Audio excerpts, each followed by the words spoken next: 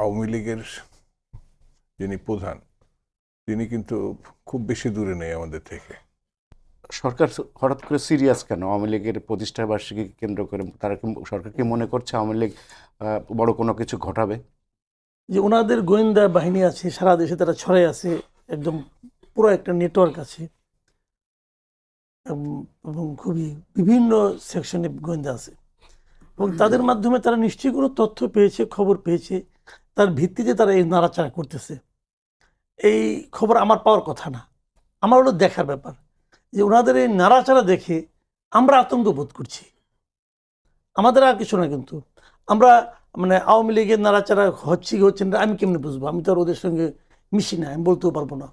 কিন্তু সরকার মনে করছে তারা নড়াচড়া করছে, এই জিনিসটা আমরা ফিল করতে পারছি যে সরকার নড়াচড়া করছে, সরকার প্রিপারেশন নিচ্ছে। এটা আবার মিডিয়াতে তারা দিচ্ছে, ওদের অভ্যন্তরীণ যে চিঠি চালাচালি সেগুলো আমরা মিডিয়াতে দেখছি, দেখে আমরা ভাবছি যে তারা ব্যাপক একটা যুদ্ধ একটা প্রস্তুতি তারা নিচ্ছে।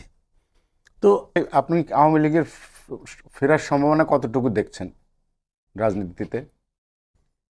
সরকার ভালো বলতে পারে প্রথম কথা, এবং তার যে ইনফরমেশন মানে পাওয়ার যে সোর্সগুলো এটা অন্য অনেক সাধারণ মানুষের থেকে বেশি।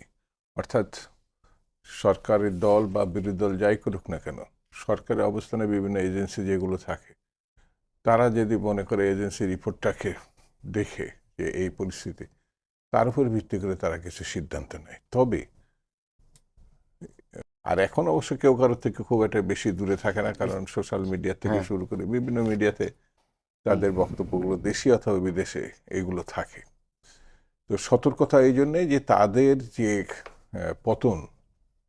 পতনের পরিবর্তে তাদের খুব বেশি আগের সরকারি অবস্থানে যে বক্তব্য বিবৃতি বা তাদের যে ক্যারেক্টার খুব একটা পরিবর্তন হয়েছে এটা আমার কাছে মনে হয় না।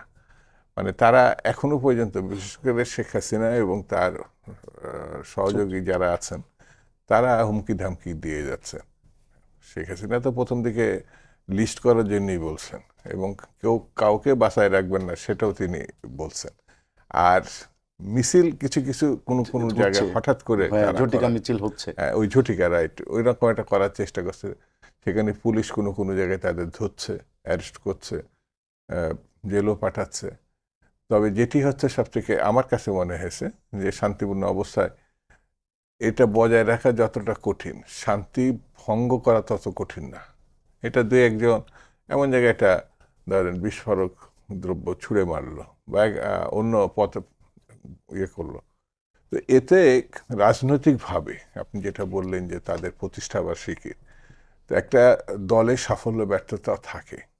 ধরেন ব্যর্থ হয়েছে, পতন হয়েছে, পালিয়ে গেছে, কিন্তু তারা যদি রাজনীতি করতে চায় মানে আওয়ামী লীগ, তারা যদি আবার ফিরতে চায় সেই সম্ভাবনা আছে কি নাই সেটা পরের বিবেচনা।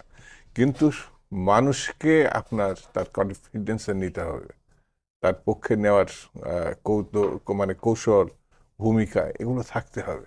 কিন্তু আমি আওয়ামী লীগের যে ভূমিকা এখন মানে অনেকটা বলা যায় সন্ত্রাসী ভূমিকা এই দেশে, মানে সন্ত্রাসী ভূমিকা যারা নিছে অতীতে রাজনীতিতে, সেটি কমিউনিস্ট পার্টি হোক অথবা গণতান্ত্রিক কোনো দল হোক, তারা আস্তে আস্তে মানে জনগণ থেকে বিচ্ছিন্ন হয়েছে এবং তারা তাদের গুরুত্ব অনেকাংশে হারিয়েছেন। যেমন আমি যে অঞ্চলের মানুষ, সেই সময় এটা বাম ঘেঁষা এলাকা ছিল, চুয়াডাঙ্গা, কুষ্টিয়া, মেহেরপুর, ঝিনেদা, এমনকি খুলনা ডিভিশন একটা বৃহৎ অংশই ছিল, যেটা অনেকটা এখন বিপদগামী হয়ে ওই সময় এটাকে রাজনৈতিকভাবেই দেখা হতো। 70 বা আগে পরে তার বিশাল ভূমিকা ছিল, সমর্থনও ছিল। কিন্তু পরবর্তীতে এই রাজনীতি আস্তে আস্তে আস্তে আস্তে এমন একটা জায়গায় চলে যায়, যেমন জাসদের যখন গণবাহিনী তৈরি হয় সেই সময় তাদেরও একটা বড় ভূমিকা ছিল, মানে সশস্ত্র বিপ্লব, এটাকে বিপ্লবী বলা হতো সশস্ত্র। তো এখন সেই জায়গাগুলোতে কেউই নাই, কিন্তু কেউ কেউ তার মানে নাম ব্যবহার করে। আমার কাছে যেটা মনে হয়েছে যে রাজনীতি বিবর্জিত সন্ত্রাস, এটা নেহাতি সন্ত্রাস, তো সেই সন্ত্রাস দিয়ে কখনো যে মানুষের কাছে টিকে থাকা যায় না, সেটা যদি আজকে যারা মানে ক্ষমতাচ্যুত হওয়ার পরে আজকে যারা মানে রাজনীতি ফিরে আসার পথ, হ্যাঁ ওরা যদি মনে করে যে একটা চমক সৃষ্টি করা, নিজেদেরকে মানে এটা খবরের শিরোনাম করা, সেটা আলাদা কথা, কিন্তু এইভাবে রাজনীতিতে ফিরে আসতে পারবে এটা আমার কাছে মনে হয় না। আপনি আওয়ামী লীগের ফেরার সম্ভাবনা কতটুকু দেখছেন রাজনীতিতে? সেটা তো একটা ধরনের আলাদা প্রশ্ন, কিন্তু যে প্রশ্নটা আমাদের দুজনকে করেছিলেন আমি তার উপর একটু বলি। আচ্ছা, আওয়ামী লীগ তো আমাদের আশেপাশে আছে, আওয়ামী লীগ আমাদের পাশে আছে, তারা কি করবে কি করতে পারে সেটা সম্পর্কে আমরা একেবারে অজ্ঞ যে সেরকম না। তাছাড়া পাশের দেশের যে সমস্ত মিডিয়া আছে সেই মিডিয়াগুলো তো বলে, সোশ্যাল মিডিয়া তারপরে অন্যান্য মিডিয়া, সেখানে যেরকম করে তারা বলেছে তাতে ওইখানে অবস্থানরত ওইখানে আশ্রয়প্রাপ্ত শেখ হাসিনার নির্দেশ হচ্ছে 23 জুন তাদের প্রতিষ্ঠাবার্ষিকী যথাযথভাবে পালন করতে হবে। যদি কোনো কোনো জেলা বা কোনো কোনো শাখা 23 জুন পালন করতে না পারে বিভিন্ন বাধার কারণে, তাহলে সেটা 24 জুন কিংবা তার পরে হলেও এটা পালন করবে নির্দেশ। তো এইভাবে ধরেই নিতে পারে সরকার যে এরা এই কাজটা করবে। এই প্রতিষ্ঠাবার্ষিকী পালনটা কিভাবে হতে পারে? ট্র্যাডিশনালি যেরকম করে আওয়ামী লীগ সেটা করতে পারে, কিন্তু একটা সভা তো করতে পারবে না, তারা মঞ্চ বানাতে পারবে না, তারা কোনো জায়গাতে বক্তৃতা করবে দাঁড়িয়ে দাঁড়িয়ে, সেটা হবে না।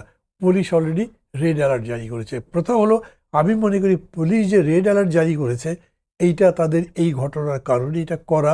রেড অ্যালার্টটা ইয়েলো অ্যালার্ট এইটা কথা নয়, but police will be on alert, এইটা খুব জেনুইন। গভর্নমেন্ট যে এই ব্যাপারে সজাগ হয়েছে এবং গভর্নমেন্ট এটা বাধা দেবার চেষ্টা করছে, সেটা আমি মনে করি এটার মধ্যে কোনো বাধ্যবাধ মানে অন্যায়ের মধ্যে দৃষ্টিভঙ্গি নেই, তারা ঠিকই করছে। আর একটা কথা হচ্ছে কি, ধরেন এরকম তো হয়েছে অতীতে, এই যে একটু আগেই কথা বলছিলেন না, সংসদে তো পাশ করেছে, সংসদে বাকশালও পাশ করেছিল, তো বাকশাল মানতে পারি কি আমাকে? সংসদে পাশ করলেই মানতে পারি, কিন্তু কোনো কথা নয়।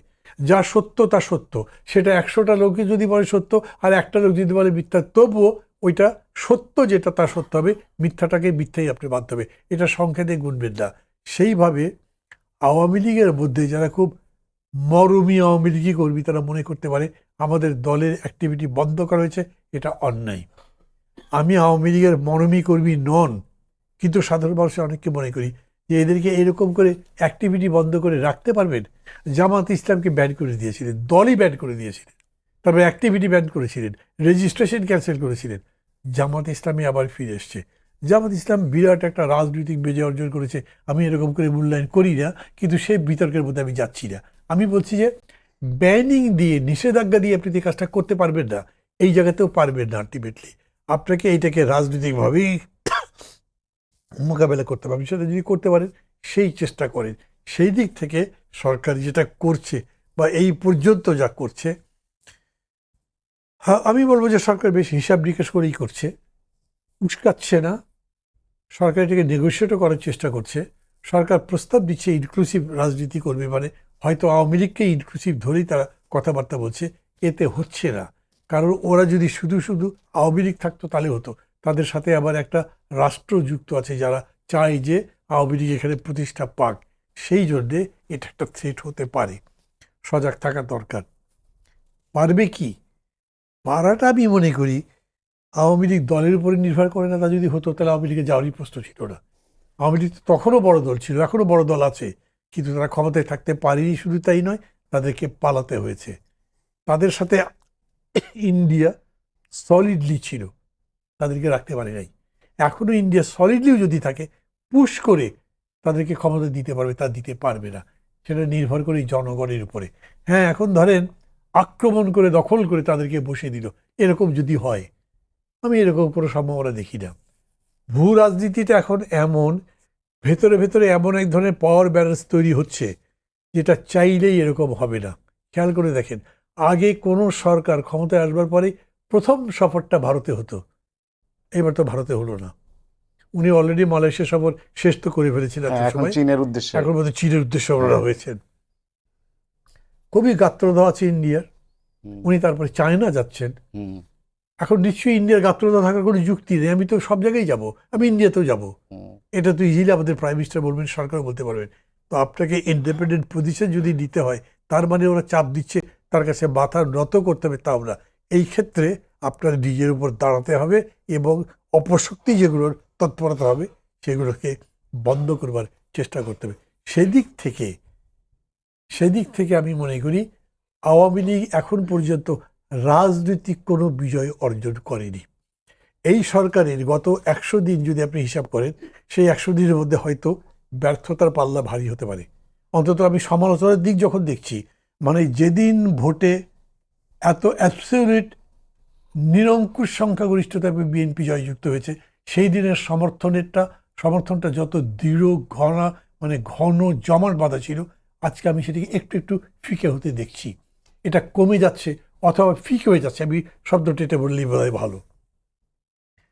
এই জায়গাতেও যে আওয়ামী লীগ নিজেদের কারণে করতে পেরেছে, তাদের একটা কারণ কি, দাম বেড়ে গেছে। ওই যে একটু আগে আমি বলছিলাম, সবজির দাম 100 টাকা কেজির কম কোনোটা আছে আমার তো মনে হয় না। সব কিছুর দাম বেশি, ইনভেস্টমেন্ট নাই, অর্থনীতির অবস্থা খারাপ। এগুলো দেখে মানুষ ভাবছে এটা কি, আইন শৃঙ্খলা বেশি খারাপ।